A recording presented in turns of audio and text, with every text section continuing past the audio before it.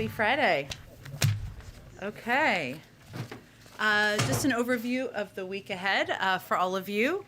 Throughout the week, the President will continue to meet and call members of Congress about his transformative Build Back Better agenda and bipartisan infrastructure deal.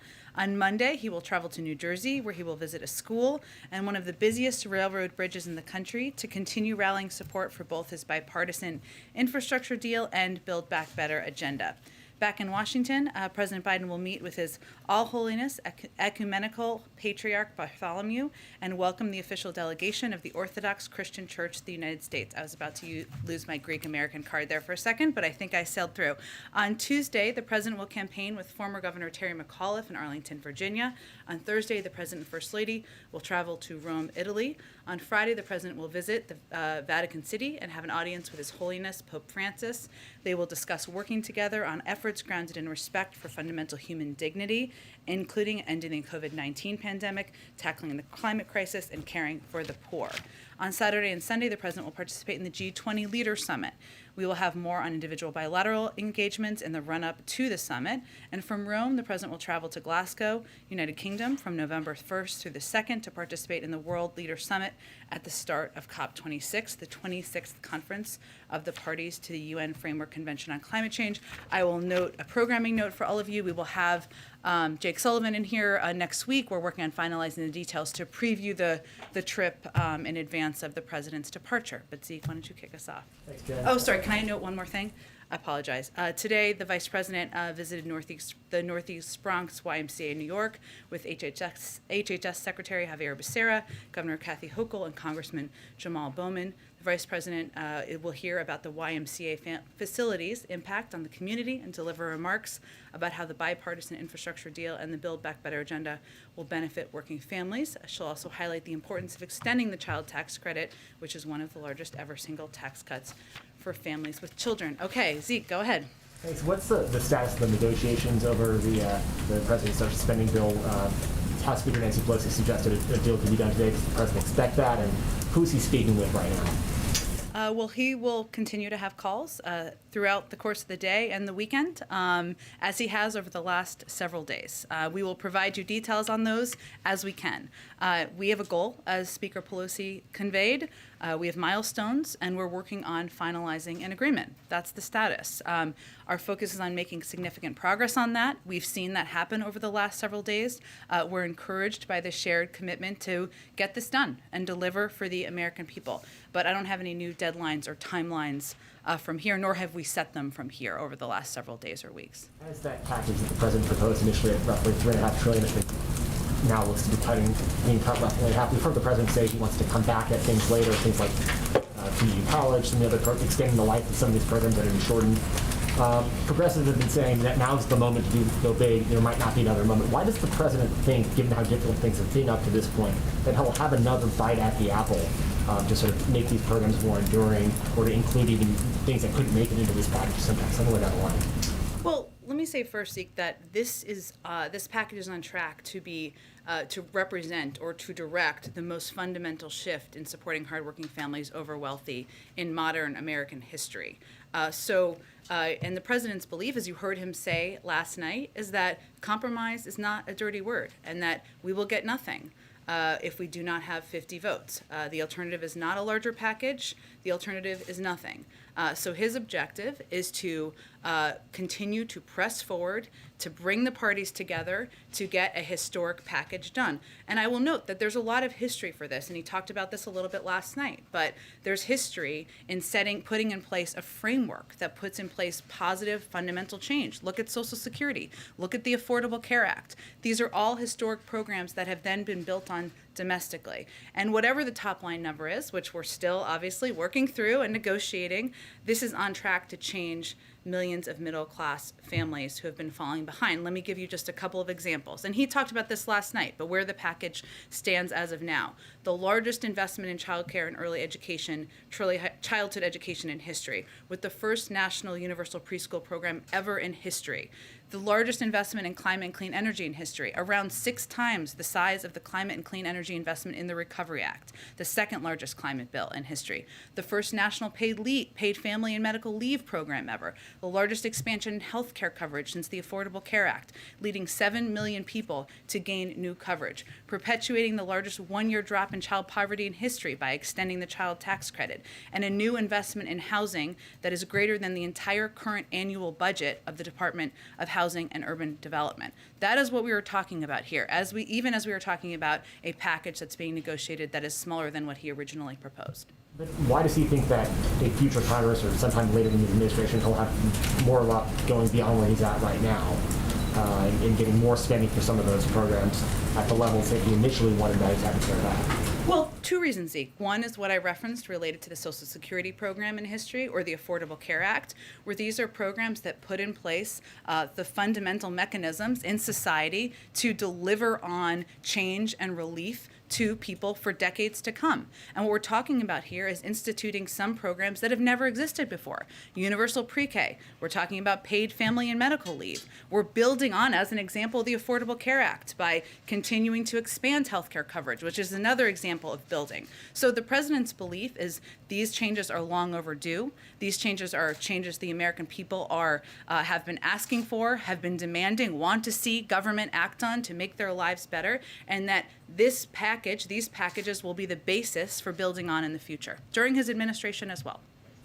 Go ahead. Thanks, Jen. The president was pretty clear last night that Senator Sinema does not support raising taxes on big corporations or the corporate tax hike. The White House says that you guys are looking for other ways to pay for this package. What exactly are those proposals, and can this package be paid for without a corporate tax increase? Yes, absolutely, but there are different corporate tax increases in here, so let me go through what a couple of the tax pieces are that are under consideration. I would note that as it relates to the president's comments last night, he was answering a question. These town halls are conversations. That's what's so endearing and engaging about them, but he was referring to the challenge of having the votes to move forward on raising the corporate rate, not the ability to raise revenue through a range of other tax fairness proposals. So let me give you a sense of a couple of those.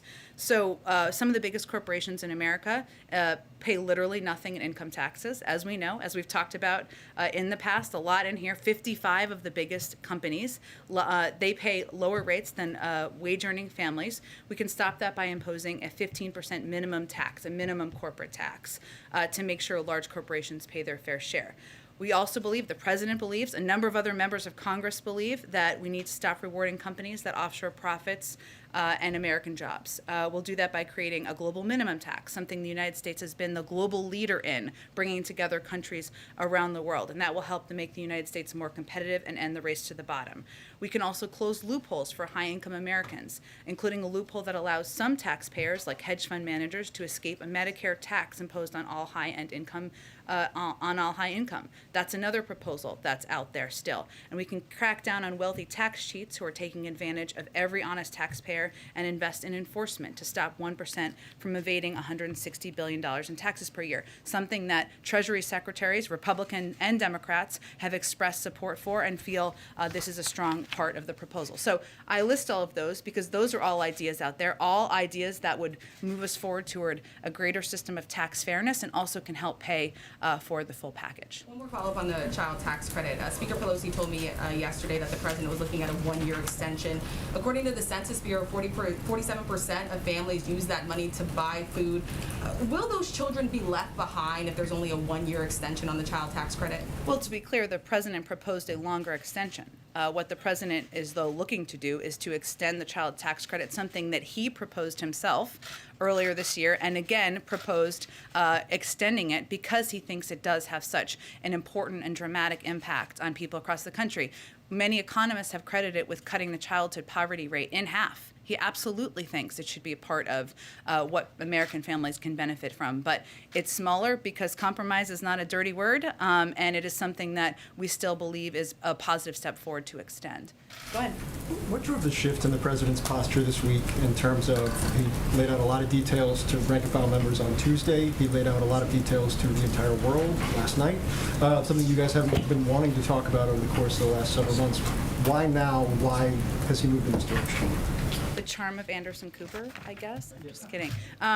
Look, I think, Phil, that we are at this point in the conversation and in the debate where we are getting into the nitty-gritty details, and the president is deeply engaged in those discussions. I think what you saw last night, what the American people saw last night, is that the president has rolled up his sleeves and he is deep in the details of spreadsheets and numbers and what the potential impact can be to help the American people. And he was candid, and he was candid about where the negotiations stood, and also wanted the American people to understand, as I just outlined earlier, that progress here is a historic package that will put in place systems and programs that have never existed in our society before. So I think what you're seeing is that we're getting closer. We're into the nitty-gritty details. There is agreement about some fundamental investments in our society, and he loves having conversations with the American people about what he's fighting for. Two more just to follow up on last night. Can you clarify where discussions are, if they exist at all, in terms of the National Guard and the supply chain? Oh, can I clarify where things stand? My understanding is it had been talked about, but it wasn't something you guys were moving toward. The president seemed to say differently last night. Sure. Well, any president has the ability to use the National Guard from the federal level.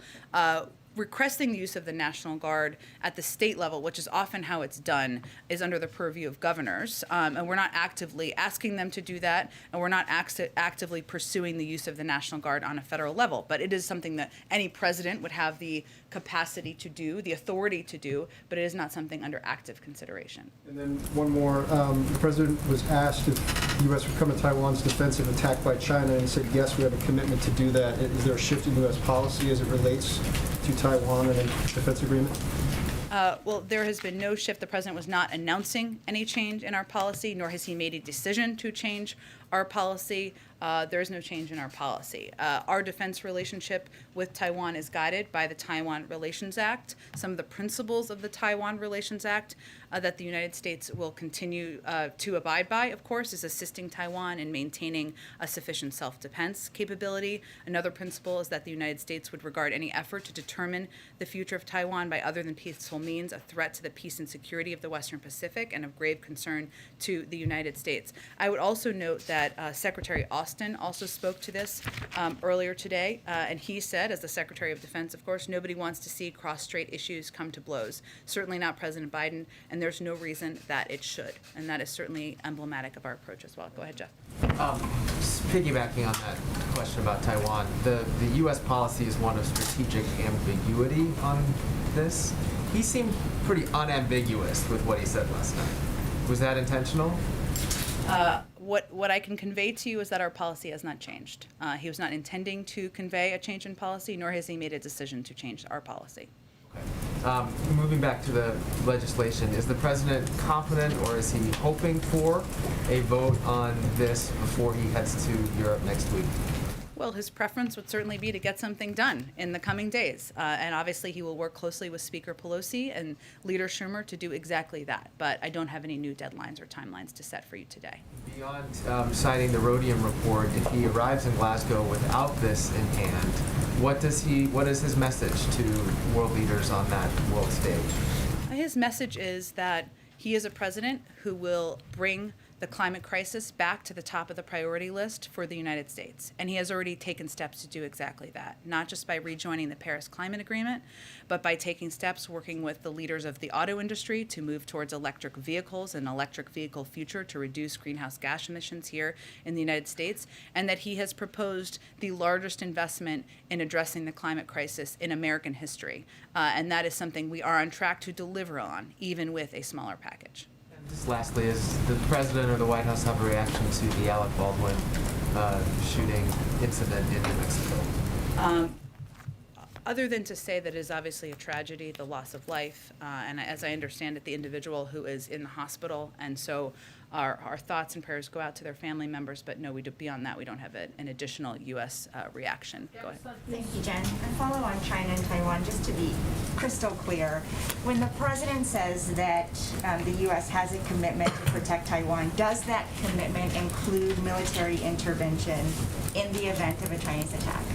Again, as I said earlier, he wasn't announcing a change in policy, nor have we changed our policy, which I think is the most important point here. And we are guided by the Taiwan Relations Act, and I just outlined what some of those principles are, which is ensuring that we continue to assist Taiwan in maintaining a sufficient self-defense capability, and that is something we remain committed to doing. So can you just remind us that policy is no, there would not be military intervention, right? Our policy is to be guided by the Taiwan Relations Act, which is the specifics of that are that we are going to continue assisting Taiwan in maintaining a sufficient self-defense capability. Another principle is that we regard any effort to determine the future of Taiwan by other than peaceful means as a threat to the peace and security of the Western Pacific.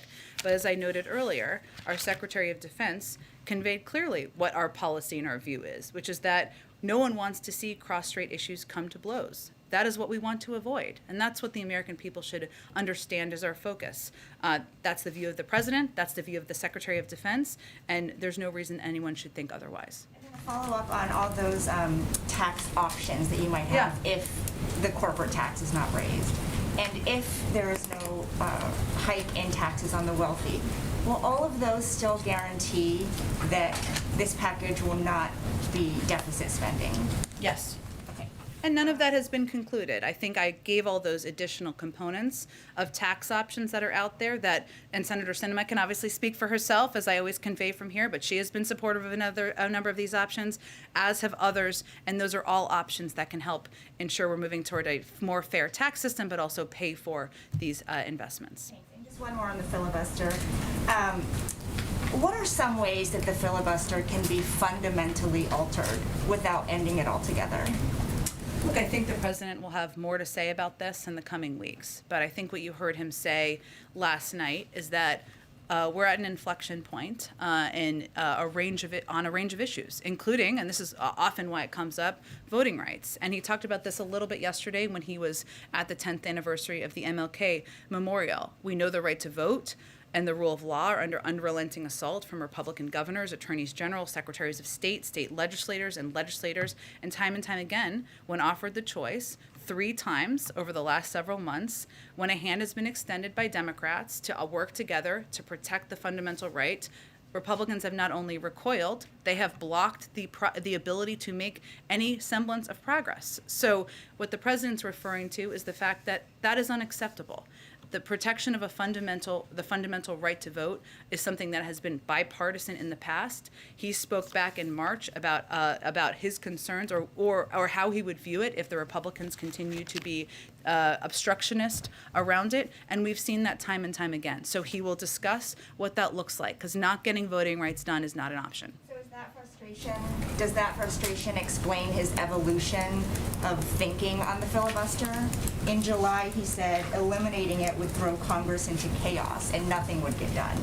Well, I would also note that back in March, he noted that if there was obstruction, that it was something that we would have to take a look at. So, look, I think many of you have covered the president for some time, and you know that his view is that we should pursue ways to work in a bipartisan manner, that we should pursue paths forward that can get things done for the American people. When he helped lead the effort to authorize the voting rights bill back when he was a senator, that was done in a bipartisan way.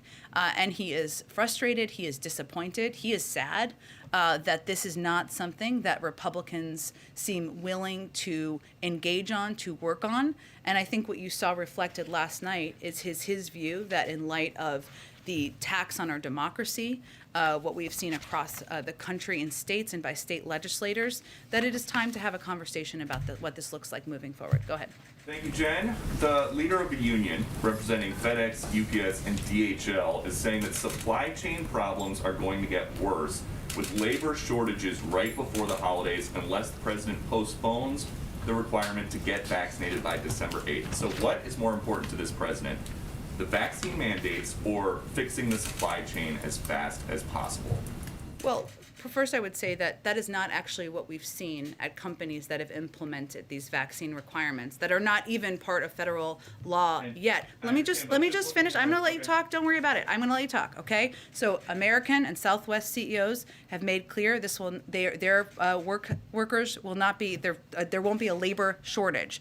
We've seen United Airlines implement this, and as we've also said, as we work to implement these federal employee requirements, the first step is not firings. It's actually education and counseling. So we don't actually anticipate these disruptions. What we've seen for companies who have implemented these requirements is an increase from 20 to 90%. Last thing, and then I'll let you ask your follow-up, is that the other piece of this is that COVID is an enormous labor disruptor, not only because it's the number one cause of death in some industries and some professions, including police forces across the country, but because people are out sick, people are worried about coming to work. This is one of the reasons that a lot of these companies have implemented these requirements. Just so that I understand the position then, this union leader says that the looming December 8th mandate for having fully vaccinated workforces creates a significant supply chain problem. You say no, it does not. Is that right? What I would point to, Peter, is the evidence we've seen from companies, large companies, private sector companies that have implemented these requirements across the board. Okay, following up on something else the president said last night. Why did President Biden say he has been to the border? Well, Peter, as you may have seen, there's been reporting that he did drive through the border when he was on the campaign trail in 2008, and he is certainly familiar with the fact, and it stuck with him, with the fact that in El Paso, the border goes right through the center of town. But what the most important thing everyone should know and understand is that the president has worked on these issues throughout his entire career and is well versed in every aspect of our immigration system, including the border. That includes when he was vice president, and he went to Mexico and Central America 10 times to address border issues and talk about what we can do to reduce the number of migrants who are coming to the border. He worked in a bipartisan manner with senators like Ted Kennedy, Harry Reid, John McCain, and others to push for comprehensive immigration reform. He does not need a visit to the border to know what a mess was left by the last administration. That's his view. Does that count as a visit? He said, I've been there before. You're saying he drove by for a few minutes. Does that count? What is the root cause? Where are people coming from who are coming to the border, Peter? The president said that I'm asking you a question because I think people should understand the context. No, you're where do answering people a question where with do a people question. co- I'm asking you if that Okay, I'll answer it for you. People come from Central America and Mexico to go to the border. The president has been to those countries 10 times to talk about border issues. There is a focus right now on a photo op. The president does not believe a photo op is the same as solutions. But he said, That may be a difference he has with but- Republicans. But that's not what he said either. He said, I guess I should go down. So does he think that he needs a photo op? Is that what he's saying? Is that He what you're doesn't. saying? And that's a fundamental disagreement he has. I would say the former president went to the border at least once, maybe more. You may know the numbers. Has anything How did that immigration policy result, Peter? That immigration policy resulted in separating kids from their parents, building a border wall that's feckless and that costs billions of dollars for taxpayers. The president fundamentally disagrees on how we need to approach the immigration issue. Anything changed at the border between 2008 when he drove by and 2021? Aside from the fact that migrants are still coming to the border through the course of Democratic and Republican presidents, and the need to reform the immigration system is even farther long overdue, no. But we need to work with Democrats and Republicans to get that done. I think we're going to have to keep chugging along here. Go ahead. Let me ask you if I can about gas prices. The president was asked about that. A lot of Americans have been concerned about the cost to go to the pump these days. He said, I don't see anything that's going to happen in the meantime that's going to significantly reduce gas prices. He said, I don't have a near-term answer. For Americans who are looking for an answer, what is the answer? Well, what is true, and I think the president, as I said earlier, was quite candid last night, as the American people should expect from him, and from any president. And there are limitations to what any president can do as it relates to gas prices. Here's what we have been doing. As we've said for some time, we are engaging broadly with OPEC on our concerns at a range of levels. And that is something we will continue to do. As you know, Jake Sullivan, our national security advisor, recently met with leaders in Saudi Arabia and certainly raised this issue. The president has also been concerned, as the administration has been, about what we have seen as rises in supply that have not been accompanied by drops in cost. That's one of the reasons he's asked the FTC to look into price gouging, something that is no doubt impacting, or we expect might be impacting, the cost of gas around the country. So we are working and using every single lever he can, but I think what people heard from him is some candor about what impacts we can have. He mused that he could go into the Strategic Petroleum Reserve and that could bring the cost down. He said it would still be above $3. Will he do that? I don't have anything to preview on that front at this point. Let me ask you, does the White House have any response to the Supreme Court today saying that it's not going to block the Texas abortion ban, although it did grant an expedited review to take place, I think, by the start of November? Well, I would naturally defer any particular questions about the Supreme Court decision in litigation to the Department of Justice. But what I can reiterate is that the President has been clear in his position that SB 8 is blatantly unconstitutional, not only violates the right to safe and legal abortion established under Roe v. Wade, but it creates a scheme to allow private citizens to interfere with that right and to evade judicial review. That is why he's directed a whole of government response to it, and why he will continue to stand side by side with women across the country to protect their rights. But in terms of any litigation steps, I'd point to the Department of Justice. The contingencies, if the Supreme Court is to uphold that present ban, what contingencies, what process takes place behind closed doors here at the White House to help look out for the women in that state? Again, as you know, the Gender Policy Council and leaders there are leading the effort to work and see what levers in government we can use to continue to protect women's fundamental rights. We will see if there's an update on that to provide to all of you. Go ahead, Serena. Afghanistan, Thank please. you. I'll come to you next. Thank you. The attack on a military outpost in southern Syria this week did not result in any American casualties, but the U.S. military considers it to be a serious but failed attempt to take American lives. Do you know who's responsible, and what is the administration doing to prevent another attack or hold the perpetrators accountable? I don't have any updates for you on the responsibility, and of course, what happened is something that is great concern to us. I have nothing to preview in terms of what additional steps would be. Well, some governments, including U.S. partners in the region, have moved toward normalizing relations with the Assad regime. Has the administration directly urged its counterparts against doing so? Nothing has changed about the U.S. position as it relates to the Assad regime. In terms of private diplomatic conversations, I'd point you to the State Department. Lastly, because there was a broader review of sanctions policy by the Treasury Department that was released this week. It stated sanctions are most effective on a multilateral basis. So if other countries, including U.S. partners, are resuming diplomatic and commercial ties with Syria, does it not undermine U.S. sanctions, and what does the administration plan to do about it? Say that last part one more Does it time. not undermine U.S. sanctions if other partners are resuming diplomatic and commercial ties with the Assad regime? Is there anything the administration plans to do about that? I don't have anything to preview for you at this point in time. I, again, would point you to the State Department. Our view of the Assad regime has not changed. I would note on the attack, which you asked me about, let me give you all a little bit more context on that. U.S. Central Command confirmed last night and put out a statement, or maybe it was earlier, sorry, that the Al-Tanf garrison area was subjected to a deliberate and coordinated attack. Initial reports indicate both unmanned aerial systems and rockets were used in the attack. All U.S. personnel have been accounted for. We're not aware of any injuries to U.S. personnel at this time. Of course, we always reserve the right to respond. As I noted, we have nothing to preview on that front, and we're still investigating. Go ahead. Regarding kids and vaccines, a new poll is talking about 2/3 of parents with kids between 5 and 11, they're having a wait-and-see attitude, or they're resisting it altogether. And so what is the White House doing to combat that vaccine hesitancy amongst parents? Well, first, I would note that we have experienced this before, because if you look back to December, only about 30% or just over that of people who are eligible for vaccines said they would want to take a vaccine. And now we're at nearly 80% of eligible adults or people who are of the eligible age who have now received their first dose. We have launched, and we announced the launch last week, or our intention to launch, a major campaign to communicate with parents, to communicate with families about the safety and the efficacy of these vaccines should they get approval. We will also be prepared to have the doses needed to ensure that parents can get vaccines to their kids. But what we're really focusing on is working with pediatricians. We know that the pediatricians are one of the most trusted sources of information for any parent. I can confirm that myself. And so we're really encouraging parents to talk to their pediatricians, of course, to wait for approval before they proceed, but to have those conversations, and that will be what our strategy is guided around. Sure, go ahead. Thank you, Jen. Two questions. One is about the Moscow conference. The United States was not able to participate. What was the reason? Number two, NATO conference, any result? And number three, so many Afghan people, especially women, they are under torture of the Taliban, and they have high expectation from the United States. And I don't know, you guys still committed to help Afghan people, or United States totally forget Afghan people?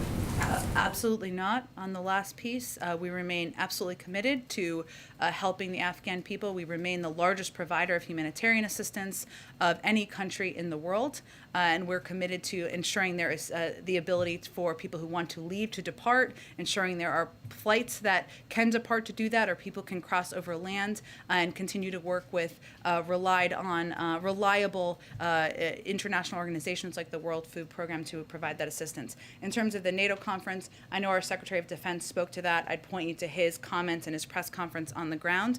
And on your first question, I know my colleague at the State Department, Ned Price, said that the United States supported the talks. We were unable to attend for logistical reasons. We believe the Troika Plus, which is what this forum or format is, has been an effective and constructive forum. We look forward to engaging that forum going forward, but we weren't in a position to be a part of it this week, but we will in the future. Go ahead. Thank you. I wanted to clarify, you've been, earlier at the start of this, you talked about how universal pre-K, family leave, are those things that will definitely be in the bill? Because you're saying no matter what happens, it looks like we'll have at least this much. So I was just wondering, can you clarify, are those things definitely going to be in there? Are those red lines for the president? I'm not here to set new red lines. What we know is that this is going to be the most historic investment in child care and care in the care economy ever in history, and that there will be programs put in place that have not existed in the past. Hopefully, we will know more soon what the final package looks like, but I just wanted to outline some of the key components that there's continued discussion about. You didn't mention Medicare expansion in that. Is that intentional? Why not? It was not intentional. I was trying to give a couple of examples because sometimes we miss the historic comparison here on what we're talking about and what kind of a dramatic impact this package will have on families across the country and what it's tracking to be. There are still final pieces that need to be concluded, and I can't give you a final fact sheet quite yet, but that's what I wanted to lay out for all of you. Another quick question. Does the White House have any thoughts on the Supreme Court? Yes, they're taking up the Texas abortion law, but they're not going to rule on the constitutionality of it. Does the White House have any thoughts on that? I would, beyond what I said to Peter, I don't have anything additional from here. I'd point you to the Department of Justice. Go ahead. Thank you, Jen. Just to follow up on the Medicare expansion, do you have any updates? President Biden addressed some of these discussions last night, and whether this will be an actual expansion or vouchers for things such as dental work. Is there any update in those discussions? Not yet. He talked a little bit, for those of you who didn't watch the town hall last night, from 8 to 9:30. He talked a little bit about how he wants to, his objective of working to bring down the cost. So I think you're referring, just to translate for everybody to bring them up, he talked a little bit about the possibility of vouchers for dental, something that's in discussion, but there's no new information I can provide to all of you. He also talked about the hearing aids and bringing down the cost of hearing aids and bringing that cost down and addressing it for seniors is a huge priority to him. He also mentioned last night how when you look at seniors and what they're struggling with, including dementia, that hearing and the ability to hear is an important priority. Still in discussion, clearly a priority to a number of key leaders in the Senate, but there's not a final conclusion before I came out here today. Along those lines, Nancy Pelosi, who I believe had breakfast here this morning. She did. She was here. I'm not sure what they ate, but they met, so yes. She indicated that a climate deal was close and suggested it could be done. Has the White House and congressional Democrats identified any substitute for the Clean Energy Performance Program that looks to be removed at Joe Manchin's request? And if so, what is it? Well, the president talked a little bit last night about the fact that, and I would say it's still on track to be, because there are so many climate components in these two packages that the president has proposed, including climate tax credits and tax cuts, which have been a part of his proposal, has broad support in the Senate. There are also key components, since you gave me the opportunity, that have been in the infrastructure plan that often we don't talk enough about, including moving toward electric vehicles, 500,000 charging stations across the country, which would be a huge impact, have a big impact in moving toward an industry that would reduce greenhouse gas emissions. Replacing lead pipes and water. I think many of you may have seen today that the state of Michigan issued a state of emergency because of lead in pipes. This is an area and a place that has a climate impact, that has a humane impact. These are all components that are under discussion, and obviously the infrastructure pieces have passed, but continue to be a part of what the president's proposed. But addressing the climate, making this the largest climate bill in history, we'll continue to be on track toward that. Just lastly, the president last night said he would entertain the notion of doing away with the filibuster to pass voting rights, and then he added, and maybe more. What's the maybe more? Stay tuned. It's to have a discussion. I expect you'll hear more from the president about it in the coming weeks. Go ahead. Matt took my climate question, but on That's okay. on You can ask it in a different way. Okay. On immigration, though, the president said yesterday that the administration's stance is that it is opposed to MPP, the Remain in Mexico policy, but there's a court order, and they're implementing that court order right now. But even with that court order addressed a previous memo the administration issued to terminate MPP. It's been months since this court order, and there's still no new memo out. And Why is that? Secretary Mayorkas has indicated he plans to issue a new memo, and that we do oppose the MPP program, as the president said last night. I would point you to the Department of Homeland Security on an update on the status. Given that he is saying the administration is opposed and he's criticized us in the past, it seems like there's not a sense of urgency to get this memo out since it's been months. I wouldn't agree with that. I think we've been clear about our opposition to this, but again, there was a court order. So what we're working to do is move toward the release of a new memorandum, something that would come from the Department of Homeland Security, and while also abiding in good faith by a court order and following the law. I have a follow-up on Afghanistan, Sure. too. Just given that the embassy is currently closed right now in Kabul as well, if you're an Afghan and you still are hoping to find relief and come to the U.S., is there any way to actually get parole or refugee status without going to a third country?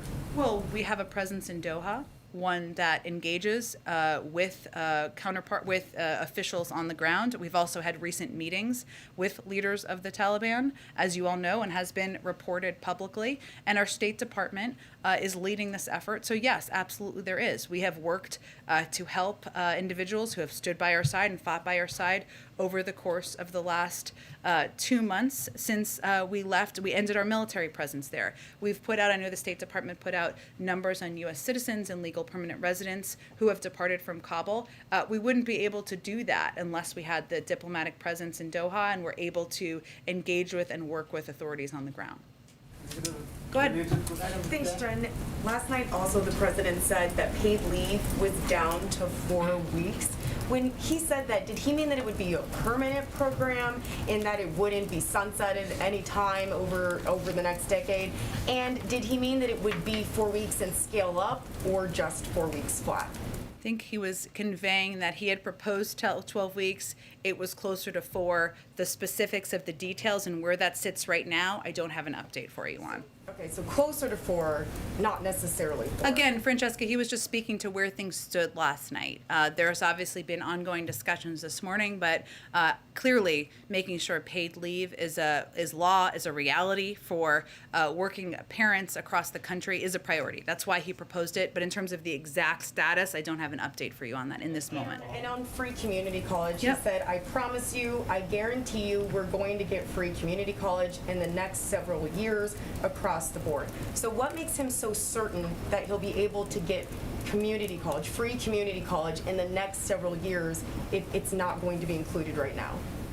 He's in the first 9 months of his presidency, and he knows and understands, as he said last night, that that making community college accessible, that ensuring we have a more educated workforce out in the country is in the interest of the private sector, in the interest of U.S. competitiveness, and certainly in the interest of the American people. There's still discussions about how to make community college more accessible, more affordable.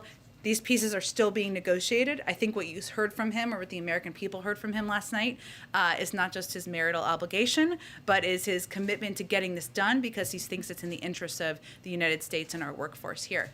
Go ahead. Thank you, Jen. Thank you. I'd like to ask first about press access and then about coronavirus origins. We as a press corps are fairly unanimous in our opposition to the mysterious pre-screening process that's been going on for presidential events in the East Room. And so I'm hoping that you can demystify for us how White House staff are selecting which journalists get into these events. Is it first come, first serve, or something else? And also, how long will this pre-screening remain in place? Well, we are still in the middle of a pandemic, as you know. People are wearing masks in this room. As a reflection of that, we have certain requirements here as well among staff. And I think we don't have the size of numbers that we would all like to have in the East Room, and we hope that we make changes to that soon. The decisions made. Is that not important that we're going to expand access and make sure more people can get into the East Wing? Everyone here, but how are the decisions made about who gets to go in? There's a limited number that we have based on how many people are attending as guests. I don't have any more information on that. Go ahead, Karen. I think we're going to move on. Go ahead. Thanks, Jen. Has the president spoken to Senators Manchin or Sinema today since the town hall last night? I don't have any updates on his call specifically, but we have been in regular touch with them even through the course of the morning from senior staff. You had said in answer to Phil's question that the president last night was focusing on the nitty-gritty details and that he was candid about where the negotiations stood. He was also much more candid in pointing out the roadblocks that Senators Manchin and Sinema have put up to some of the things he would like to do and what they're opposed to. Did he do that to try and move them through public pressure, or was it to lay the groundwork for what will be a scaled-back final deal on this? He was simply candidly answering questions. He also referred to Senator Sinema as someone who's smart as the devil, which he has used many times in the past to describe the vice president, to describe Rahm Emanuel. It's a point of endearment from him. He described Senator Manchin as a friend.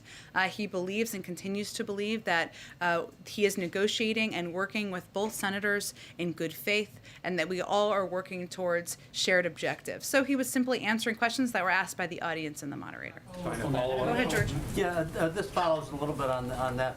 This week has been an interesting mix of inside game with his behind-the-scenes talks and outside game with Scranton and Baltimore. My question is whether the time has passed where speeches can be expected to be effective in moving any votes. I mean, do you think any member watched the town hall meeting and said, "Oh, that's going to change my vote"? I'm not sure that his audience were people who are currently residing in this area in the zip code, right? His audience was the American people who have questions about what this means for them, for childcare, and how it will help them.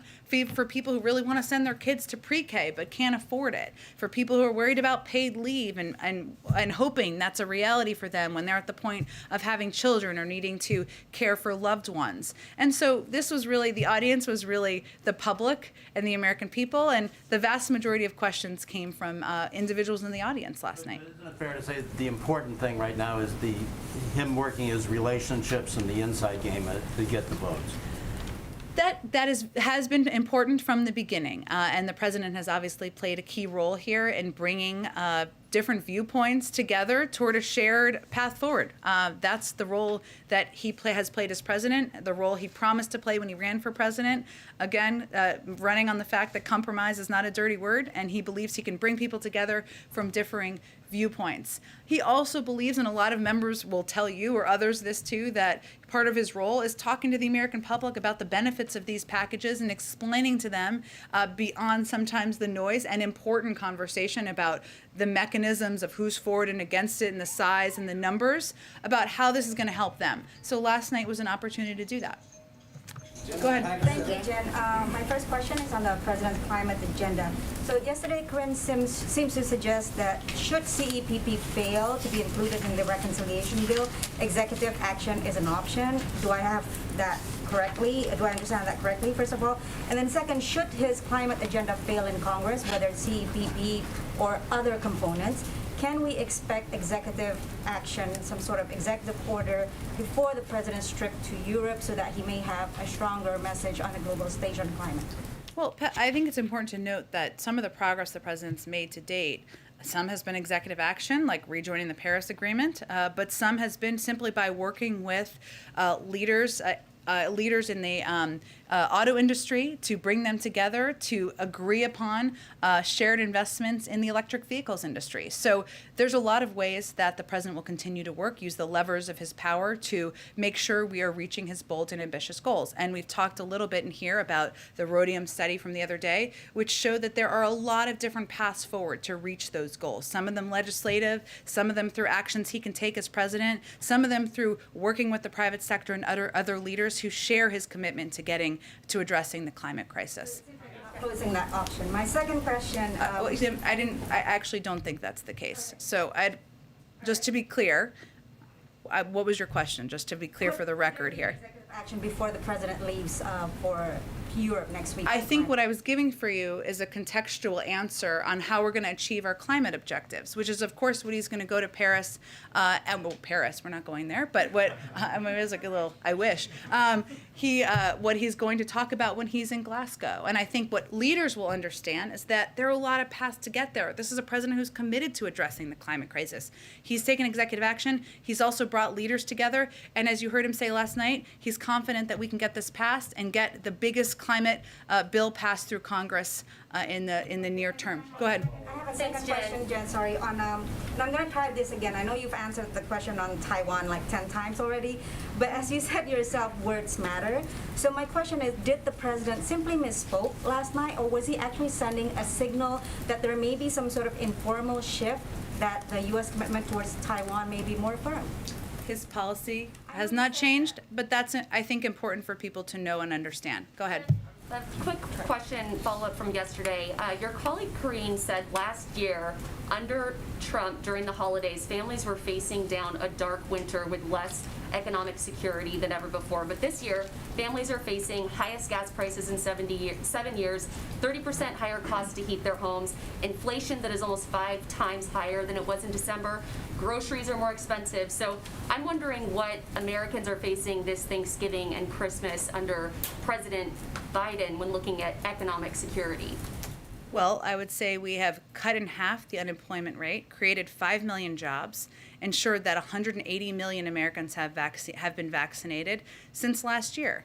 So yes, are there still, as the economy is turning back on, are there still fundamental issues we're working through? Absolutely. That's why the president's pushing to get his agenda done. But I think there's no question that a year ago, when we were locked in our homes, when only 1% of people were vaccinated, when 10% of people in this country were unemployed, that was an incredibly dark time and dark period in our country.